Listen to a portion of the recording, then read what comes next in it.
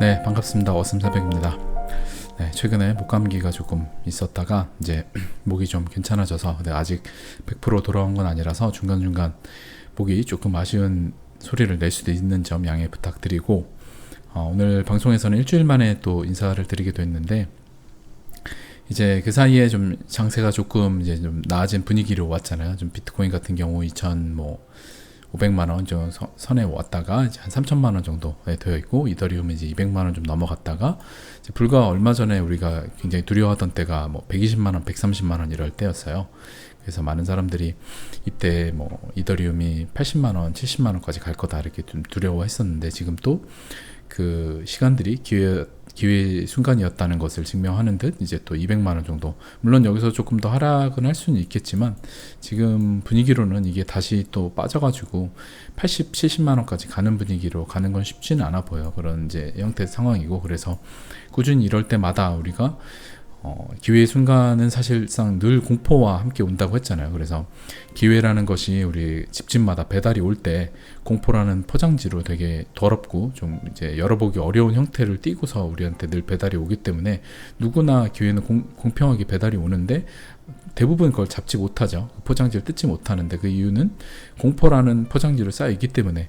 그래서 여러분들한테 늘 마음이 불편하면 투자 적기고 마음이 기쁠 땐 투자 위기다 이런 거 이야기 드렸는데, 우리가 이때는 늘 마음이 불편했었잖아요. 이렇게 가격이 좀 빠지는 거에서 급락을 했다가 또 올라갔다가 또 빠지는구나 하고, 안 되는구나, 또 올라갔다 또 빠지는구나, 이 두 번의 이걸 만들다 보니까 결국에 우리가 그때 계속 얘기했던 이런 박스를 하다가 박스를 뚫고 좀 여기에 올라와 있는 상태, 이런 상태고, 이게 여러분들이 늘 이런 구간대를 의식적으로 요번을 기억을 해두신다라고 하면, 투자일기를 쓰셨다고 하면 제일 베스트겠죠. 이때 감정들을 기록을 해놓고, 이때 난 정말 두려운데 이더리움을 뭐 130만 원에 샀다, 제가 이더리움을 그 당시에 얼마에 좀 추매를 했었는지, 뭐 XRP 얼마에 추매했었는지 이런 것들 다 이야기를 드렸었잖아요. 제가 이더리움을 이때 뭐 어느 정도 샀었다, 뭐 이더리움을 몇 개 샀었다 이렇게 이야기를 꾸준히 드렸었는데, 그랬던 그때 공포에 샀었던 거는 무조건 나중에 시간이 지나면 우리가 가령 뭐 한 400만 원 정도에 도달했다고 할게요. 그러면 이때 샀던 투자들, 이제 우리가 6월과 7월에 투자했던 이 기간에 샀던 것들은 무조건 이때 도달하면 뭐 거의 한 3배 정도의 수익이 나는 셈이 거의 되는 거잖아요. 그래서 무조건 공포의 순간에는 대부분 대중들이 하기 어려운 거를 해야 된다. 그게 투자 격언에 나와 있는 건데, 대부분 투자 격언에 나와 있는 것들을 다들 알고 있지만 행하기 어려워요. 그래서 계속 제가 요새 제가 한 말은 아니고 있는 말인데, 인생의 성공의 비밀은 지루한 클리셰에 있다. 그래서 클리셰라는 게 굉장히 진부하고 누구나 다 아는 뻔한 그런 이야기. 그래서 투자 격언에 보면 동트기 전 새벽이 어렵고 어둡고, 뭐 터널은 반드시 끝이 있고, 뭐 이런 대부분 하는 얘기들 있잖아요. 공포의 사고, 환희의 팔아라, 뭐 이런 것들. 근데 대부분 대중이 다 아는데 그거를 못하는 이유는 실행을 못해서 그런 거예요. 이제 누구나 다 알지만 실행하기가 어려운 거, 그거 안에 투자 성공의 비밀이 있다. 그래서 인생 성공의 비밀은 진부한 클리셰 속에 있다라는 말을 제가 계속 드리고 있는데, 우리들이 암호자산 투자 임함에 있어서 가장 중요한 또 하나의 말이 아닌가 싶어요. 제가 그리고 예전부터 방송 초기 때 계속 했던 게, 여러분들이 비트코인이나 이더리움이나 뭐 XRP나 뭐 이런 코인들을 여러분들이 뭐 한 2배 수익, 100% 수익 보려고 여러분들 투자 안 하시잖아요. 대부분 뭐 한 1000%, 그 다음에 뭐 작게는 한 400%, 500% 보려고 투자를 하시잖아요. 더 많게는 뭐 100배도 노리고 투자를 하시죠. 10,000% 뭐 이렇게. 그러면 여러분들이 이렇게 투자를, 수익률은 큰 걸 원하는데 실제로 여러분들이 감당하고 싶은 리스크는 작아요.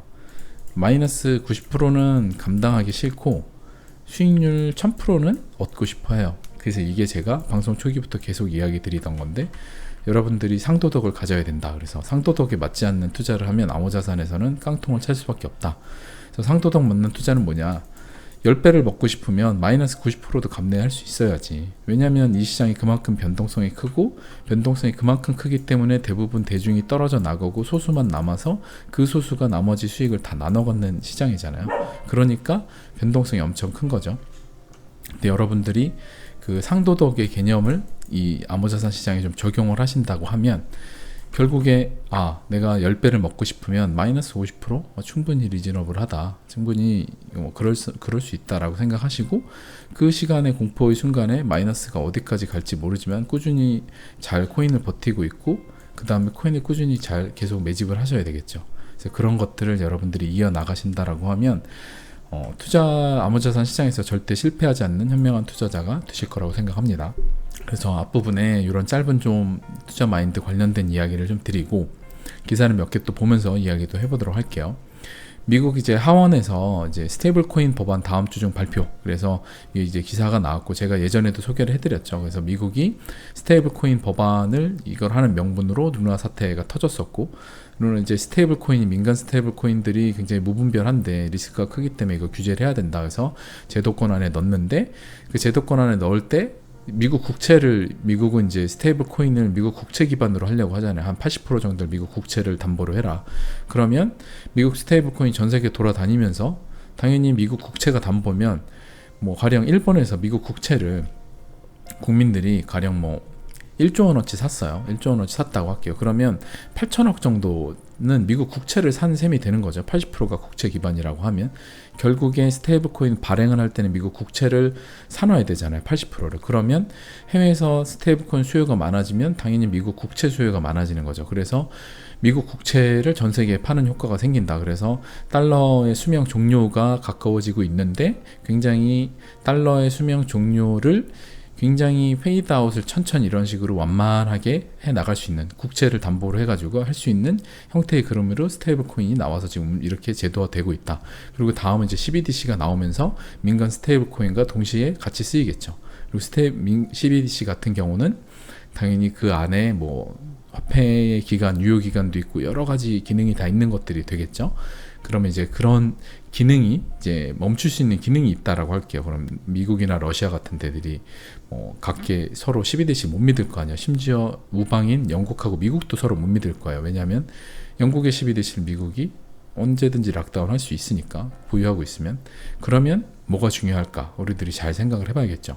CBDC가 여러 개 있는데 이쪽도 서로 우방이어도 아무래도 서로 CBDC를 갖고 있는 거 불안해. 그럼 뭐가 중요할까? 여러분들이 잘 생각해 보십시오. 퀴즈입니다. 자, 그리고 영국 재무부가 스테이블 코인 법안 제출해서 여기도 또 영국이 미국하고 짝 맞춰서 딱 7월 21일에 영국 재무부 스테이블 코인 법안 제출. 그래서 이런 것들이 다 계획하에 지금 스테이블 코인들이 제도권 안에 들어간 형태가 나올 거고 방금 이야기 드린 대로 그런 식으로 진행이 될 겁니다.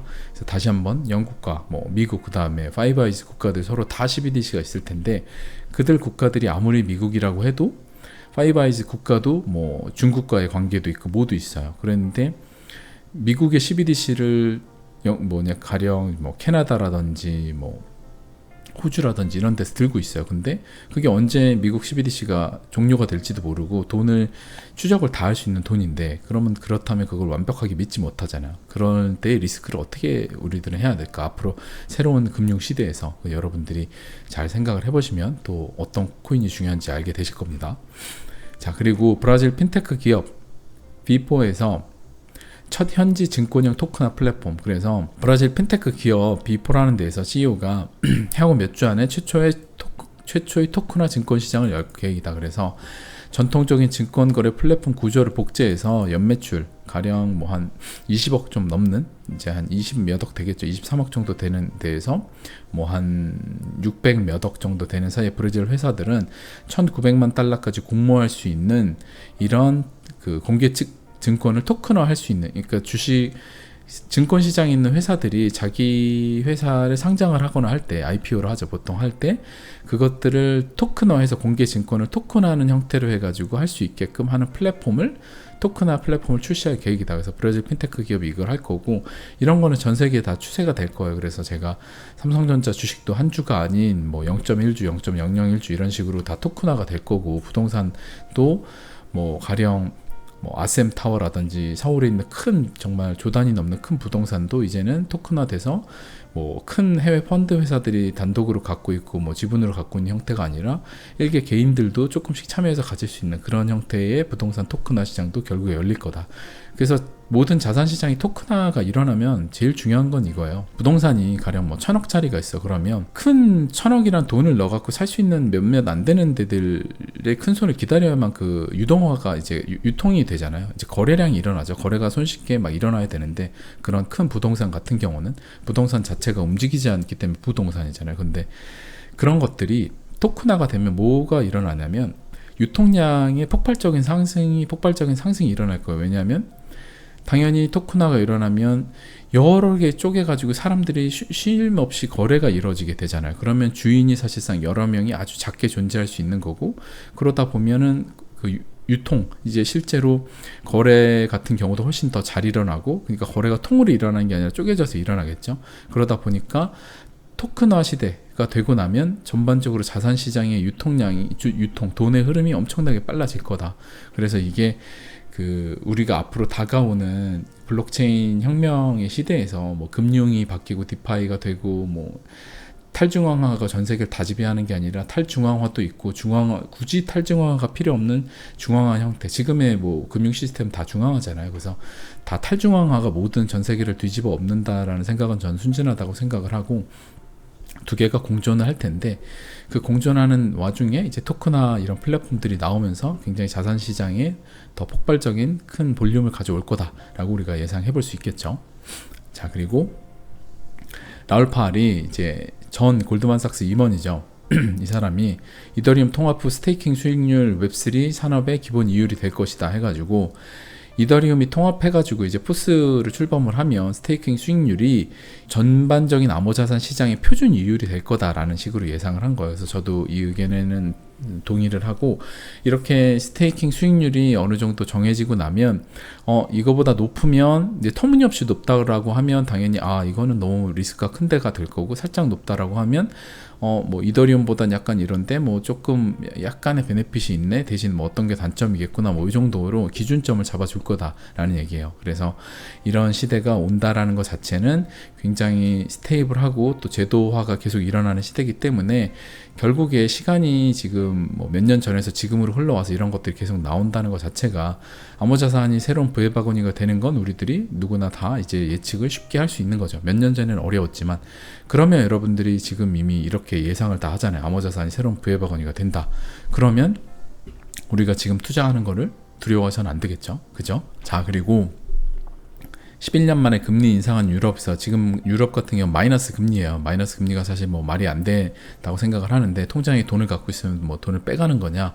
그렇진 않은데, 일반 개인들한테는 빅스텝 가능성 해가지고 요번에 50bp 아니면 25bp 이렇게 둘 중에 하나를 올린다. 그래서 이런 것들이 계속 우리들에게 프레임을 씌우는 거예요. 금리 인상되면 암호자산 시장은 떨어질 거니까 두렵다. 이걸 계속 금리 인상 이꼴 암호자산 시장 하락, 이걸 계속해서 프레임을 심어주는 기사들인데, 연준의 금리 인상과 함께 계속 여러분들이 이거에 빠져가지고 그 프레임에 빠지지 말란, 제가 프레임에 빠지지 않는 투자자가 되어야 된다라고 계속 이야기 드리지만, 결국에 암호자산 시장은 새로운 부해바구니가 될 거기 때문에 금리 인상을 이렇게 하건 뭘 하건 결국에 우리가 봐야 될 건 뭐냐면요, 이번에 3.25까지 연준이 올린다고 하잖아요. 지금 요만큼 올라왔어요. 그럼 3.25만 요쯤 될 것 같아요. 그럼 요거 좀 더 올라간다는 게 요거 목표인데, 지금 이 장기 트렌드, 하향 트렌드 라인을 보세요. 쭉 선을 이으면 이렇게 아래로 내려왔을 거 아니에요. 이걸 대충 이어보면 요 선인데 이렇게 내려왔잖아요. 그게 여기 빼끔 요새 넘어가지고 요번에 넘어서 여기까지 올라온다는 소리 아니에요. 요만큼 올라올 거다. 여기까지 올라오고 3.25까지 와서 다시 또 내려가겠죠. 근데 여기를 뚫고 올라올지 아니면 여기를 막고 더 못 올라올지 모르지만, 어찌됐든 중요한 건 뉴스에서 늘 3.25니 뭐 울트라 스텝이니 뭘 해도 결국에는 우리가 금리를 얼마 올릴지 어떻게 될지 우리는 예상만 할 뿐이지, 늘 예상하는 거와 금융시장은 다르게 움직이잖아요. 그러면 자꾸 그 프레임에 우리가 빠지지 말고, 이런 프레임에 여러분들이 갇히지 말고 그냥 거기서 벗어나가지고요, 여러분들이 어차피 이게 이만큼 올라오거나 뭐 이만큼 오거나 결국에는 이렇게 해서 계속 낮아지거나 달러의 수명은 끝나가는구나 라고 눈치를 채고, 결국에 암호자산 시장은 이렇게 선형으로 올라가지 않고 이렇게 올라가고 이렇게 올라가겠지만 결국에 금리는 낮아질 거기 때문에 올리다 또 못 올리겠죠. 그 증거들이 뭐냐면, 지금 이제 WHO에서 미국 같은 경우 좀 주도를 해갖고 또 원숭이 그 수도 같은 경우 해서 지금 긴급 회의를 또 소집을 해갖고 또 하려고 하고 있어요. 그럼 이런 것들이 계속되고 또 코로나 지금 4차 백신을 언급하고 이런 것들이 뒤에서 꾸물꾸물 또 타오르고 있단 말이에요. 그러면 그런 여러 가지들과 뭐 지금 이제 또 중간 선거와 모든 걸 맞물려서 결국에 이 금리라는 것 자체는 우리들한테 프레임을 씌울 뿐이지 시간이 지나면 얘가 올라오나 여기서 가나 결국엔 또 낮아질 거예요. 그러다가 결국에 하다가 사라질 거라고요. 그죠? 결국에는 금리는 계속 낮아질 수밖에 없다는 거죠. 감당을 못하니까 금리를 올리면 전 세계가 감당을 못하기 때문에 계속 낮아질 수밖에 없는 거예요. 그죠? 그럼 우리가 프레임에 이 안에 들어가서 있을 필요가 없이 그냥 언론들이 말하는 걸 나와서 금리는 오르거나 내리거나 암호자산은 새로운 부의 바구니가 되니까 무조건 공포의 순간에 대중과 반대로 한다는 그 투자 클리셰를 이행을 해야 되겠구나 라고 하고 여러분들이 이행을 하시면 되는 거죠. 지금 그거에 그렇게 두려워하실 게 아니라. 그래서 이 금리를 맨날 금리가 어떻게 되고 의미 없는 예상을 하는 게 저는 중요하지 않다라고 생각이 들어요. 그래서 제가 그걸 맞춰도 금융시장은 다르게 움직이잖아요. 요번에 뭐 이제 인플레이션 9.1 나왔는데 오히려 그때 가격이 폭락을 안 하고 가격이 횡보하다 좀 올라줬잖아요. 이런 걸 어떻게 맞추냐 이거죠. 그러니까 여러분들이 불가능한데 여러분들의 에너지를 쏟지 마시고 전체적인 큰 그림을 보세요. 그래서 결국에 연준의 금리는 이런 식으로 피크를 찍고 80년대 피크를 찍고 다시 쭉 내려와서 달러의 수명이 거의 끝나가는구나. 그러면 언론에서 계속 금리를 떠들고 뭘 해도 결국에 한계가 있겠구나. 다시 그러면 다음 패턴의 주기로 금리는 낮아지겠구나. 금리 인하가 되고 다시 금리를 못 올린다는 명분과 양적 완화를 하는 시기는 또 올 거예요. 뭐 올해 말에 올 수도 있고요. 아니면 내년 상반기에 올 수도 있고 그 피크를 찍고 3.25까지 올리든 뭐 3%까지 올리든 올리고 그 다시 피크를 찍고 내려가는 때가 올 거라고 목표까지 찍고 그러면 다시 그때부터는 또 되잖아요. 그러면 반대로 생각해서 금리를 지금 올려서 암호자산 시장이나 자산시장 폭락했을 때가 기회인 거죠. 그때 금리를 다시 내릴 때는 이미 가격이 올라와 있고 더 폭등을 할 때일 거고 자산시장은. 그래서 늘 자산시장은 이렇게 금리가 올라올 때 그때가 가격이 빠지니까 그때 특히나 암호자산 같은 경우는 이럴 때 툭툭툭툭툭 계속 꾸준히 매달 원칙대로 사두시는 게 좋은 거죠. 그렇죠. 그렇게 투자를 해야만 우리들이 이때도 여기까지 빠진다. 그죠? 이때도 여기까지 빠진다라고 하고 이때는 또 한 300만 원까지 빠진다고 하고 이때는 제가 투자했던 많은 이야기 드려도 이때는 100만 원까지 간다고 했어요. 대부분 300만 원 뭐 여기까지 빠졌으니까 100만 원까지 간다. 근데 늘 이때 되면 끝없이 하락한다는 하락을 얘기하는 사람들은 많아요. 왠지 이런 공포의 순간에 하락을 얘기하면 비관을 떠들잖아요. 그럼 전염이 잘 되고 멋있어 보이고 그래요. 왜냐하면 사람들이 두려워하니까 두려움을 먹고 그 지지가 더 자라나는 거죠. 근데 이런 공포의 순간 때 여러분들이 진짜 냉정하게 생각해야 될 건 공포의 순간이니까 모든 사람이 힘들어하니까 반대로 기회가 있는 거예요. 위기와 기회는 한 끗 차이잖아요. 그렇죠? 같은 걸 쓰잖아요. 위기와 기회 때 여러 기를. 그러면 여러분들이 위기의 순간 때 기회라고 인식을 하시고 많은 사람들이 더 공포를 머금고 막 그런 얘기 할 때 모두가 힘들어하고 두려워하니까 나는 이때 기회를 한번 잡아볼까? 라고 하고 위기라고 써있는 포장지를 용감하게 뜯어 보셔야죠. 들어온 포장지를. 그렇게 여러분들이 하셔야 여러분들 걸로 좋은 이때 또 나중에 비트코인이 가격이 엄청 올라가 있고 뭐 이더리움이나 XRP 같은 게 엄청 올라가 있어요. 그러면 그때 가면 이때 샀었어야 되는구나 라고 하겠죠. 제가 이더리움은 1000만 원에 갈 거라고 전 예상한다라고 했잖아요. 그러면 나중에 뭐 한 이 정도 갔다고 칠게요. 이 정도 갔어요. 그러면 이때 샀던 게 얼마나 기회겠어요. 그쵸? 불과 몇 년 전에 제가 방송하면서 우리가 20만 원에 사고 8만 원에 사고 30만 원에 사서 30만 원에 추매했는데 좀 비싸게 산 것 같아요. 막 이런 얘기 떠들던 게 불과 2년 전도 안 되잖아요. 제가 방송하던 때 여러분들과 이야기 나누던 게 그렇잖아요. 그러면 지금 20만 원에 샀던 게 10배잖아요. 그쵸? 아무리 빠져도 500에서 빠져도 10배잖아요. 그때 이 구간에서 계속 샀던 게 그때 이때도 사람들이 대부분 빠진다고 했었고 이렇게 못 가고 그죠? 비트코인만 올 때는 알트장 안 온다고 했었고 늘 반복이기 때문에 지금 여러분도 지금 이런 순간에 이더리움을 사야 될까요? 또 이런 얘기 하시는 분이 계시겠지만 제가 그 부분은 이제 코인은 뭘 사야겠다 이 부분은 이제 이야기 드리진 않고, 제가 이제 몇몇 코인들 좋은 건 계속 이제 메이저 코인 그냥 사시면 되잖아요. 그럼 안 오르는 것들 사시면 되고, 여러분들이 그렇게 지금 같은 때 투자를 이어나가시면 절대 실패하지 않는 투자를 할 거다라고 저는 확신합니다. 자, 그리고 크립토 공포 지수가 34고 지난달에 막 9까지 내려갔다 왔었죠. 그래서 이게 피어 인 그리드 탐욕, 공포 탐욕 지수인데, 이때 보면 10일까지 빠졌었고요. 이때 9까지 빠졌는데 이때 6까지 빠졌어요. 이번에 이제 정말 대단하게 빠진 거고, 이 빨간 점이 반복된 기간이 지금 제일 길거든요. 엄청나게 오랫동안 반복인 거예요. 이때에 비해서도. 그러면 우리들이 딱 하나만 알아도 되잖아요. 늘 영원히 하락하는 거 없고 영원히 파란불인 거 없다. 계속 반복을 하잖아요. 이게 자연의 이치고, 자연이 뭐 봄, 여름, 가을, 겨울 있고, 겨울이 있으면 엄청 추웠다가 다시 봄이 오고, 이게 반복이잖아요. 그래서 자산시장은 에너지이기 때문에 자연의 에너지가 겨울에 응축했다가 봄을 해서 여름에 터뜨리고 가을에 수확을 하고, 이게 반복이잖아요. 자산시장도 이 수축을 했다가 팽창을 하고 다시 수축을 하고 팽창하고 반복이잖아요. 근데 이 반복인데 영원한 것은 없다. 영원히 계속 수축하는 건 없어요. 늘 다시 빨간색으로 수축을 했다가 다시 파란색으로 다시 만개를 하죠. 다시 수축을 하고 다시 만개를 할 거 아니에요. 파란색. 그럼 우리는 본능적으로 수축을 할 때 정말 두려워도, 이때 공격적으로 어떻게 해서라도 하루에 얼마, 두려워도 얼마를 사고 손절을 하고 팔고 싶어도 잘 버티고 멘탈을 이걸 해야 되는 거죠. 근데 대부분은 수축의 기간에 대중들은 이런 그 자연의 법칙이라든지 이런 인문학적 접근의 투자에 대한 서적이나 이런 걸 배워본 적이 없으니까, 투자는 그냥 오를 때 빨리 사갖고 단기간에 돈 버는 거라고만 대부분 배우죠. 누가 얼마 벌었다고 얘기 들어서 쫓기 급급하게 투자를 하잖아요. 그러다 보니까 수축의 기간 때 투자를 해서 파란 구간 때 파는, 그 자연의 법칙대로 그냥 하는 거잖아요. 그럼 이럴 때는, 설령 이럴 때 여러분들이 잘 못 팔았다고 해도, 제가 예전에 이때 투자해갖고 이때 비트코인 하나도 안 팔았었어요. 이때 굳이 나는 내가 팔 금액이 아니라 이때 안 팔았는데, 이 가격대가 오고 나니까 그때 후회를 하더라고요. 제가 이때 좀 팔걸, 인간이니까. 근데 결국에 이 시간이 지나서 이만큼 오니까 이때 샀기 때문에 이때 안 팔았던 게 별 의미가 없어요. 시간이 한 꽤 지나고 나니까. 그죠? 이때 뭐 한 400만 원 이렇게 샀으니까 시간 지나도 의미가 없잖아요. 이때 안 팔았던 게 1200만 원 이럴 때, 이때 됐을 때가 잠깐 후회를 하지만, 그래서 결국에 시간이 지나면 결국에 빨리 산 사람이 소위 말해서 뭐 하면 깡패다 이런 얘기 하잖아요. 빨리 산 놈이 깡패다. 그냥 암호자산 시장은 빨리 들어와서 먼저 자리 잡고 계속 앉아있는 사람이 깡패인 거예요.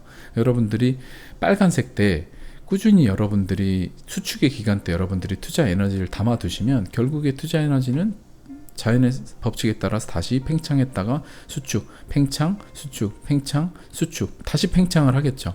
그럼 여러분들이 이때 파셔도 되고, 만약에 이때 안 팔았어요. 그러면 또 다시 수축을 했다가 또 시간 지나면 결국에 이때 샀던 게 제가 이때 산 거나 똑같아질 거 아니에요. 수축과 팽창을 반복하면 시간만 지나면 결국에 좋은 코인을 투자했다는 전제하에 사라지지만 않으면 여러분들의 자산은 뭐 5배, 10배, 20배씩 불어나 있겠죠. 그러니까 여러분들이 그렇게 이 공포 탐욕 지수만 보고도 여러분들이 지금이 70 거의 일 동안 계속해서 수축의 기간이란 말이에요. 그러면 여기서 더 빠지는 걸 두려워할 게 아니라 이때는 탐욕을 부려야죠. 워렌 버핏이 모두가 욕심낼 때는 욕심내지 않고 모두가 두려워할 때는 욕심을 내라고 하잖아요. 그럼 지금 모두가 두려워하고 72일 동안 이런 구간이면 욕심을 내야죠. 이때 여러분들이. 근데 대부분 대중은 이때 욕심내지 못하고 두려워서 떨어져 나가죠. 그래서 소수를 선발하는 지금의 과정에서 대부분이 떨어져 나가고, 지금 이 방송을 듣고 계신 몇몇 분 중에 계속 사고 계신 분들이라면 그분들은 소수의 선발이 되신 거겠죠. 여러분들이 이런 관점의 생각을 계속 하셔서 이 투자를 이어나가시면 여러분들이 절대 실패하지 않으실 거라고 생각이 들고, 제가 이런 하락 구간 때 좀 요새 일주일에 한 번씩 방송을 하고, 또 상승의 구간 때 올 때 그때도 일주일에 한 번씩 뭐 방송을 하게 될지 어떨지 모르겠지만, 어찌됐든 그런 구간이 온다라고 하면 그때 여러분들이 선택을 하셔서, 이제 환희의 순간이 어느 정도 왔어요. 이런 구간이 왔어요. 그러면 뭐 이때 팔아도 이득이고, 이때 늘 꼭대기에는 못 팔아요. 꼭대기 못 팔고 그냥 이때부터 분할로 계속 팔았어요. 그러면 이때 산 것들은 무조건 엄청난 이득이잖아요. 그러니까 그런 식으로 지금은 여러분들이 파는 거는 뭐 이때 못 팔아도 돼요. 여러분들이 이때 샀는데 이때 못 팔아도 시간이 지나면 결국에 여러분 이때 사갖고 몇 사이클을 지났어요. 그러면 여러분들은 결국에는 엄청난 이득이 돼 있다고요. 비트코인을 가령 뭐 100만 원에 샀어요, 여러분들이. 그러면 8천만 원이 갔나 지금 3천만 원이 오나 여러분들한테는 100만 원을 샀으니까 엄청난 이득이잖아요. 그러니까 그런 식으로 여러분들이 빨리 들어와서 이 공포의 구간에 팔지 않고 버티면서 꾸준히 이럴 싼 구간에 꾸준히 수량을 늘릴 수 있는 그게 진짜 여러분들한테 중요한 투자 덕목이라고 저는 생각을 합니다.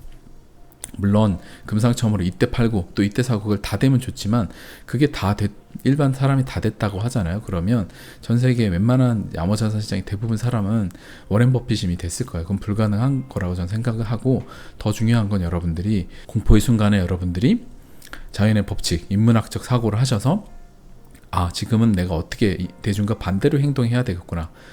그 인간의 투자 시장은 다 숫자로 움직이잖아요. 근데 굉장히 비이성적인 이유가 뭐냐면요, 투자 시장에 참여하는 인간이라는 존재 자체가 일단 비이성적인 존재들이 투자 시장에 돈을 들고 와서 하는 게임이잖아요. 그러다 보니까 투자 시장이 굉장히 정량적이고 뭔가 숫자에 근거해 갖고 그냥 딱딱 움직이는 시장이 아닌 거예요. 인간이 이 시장에 참여해서 하고 있기 때문에 배팅을 하는 건 인간이잖아요.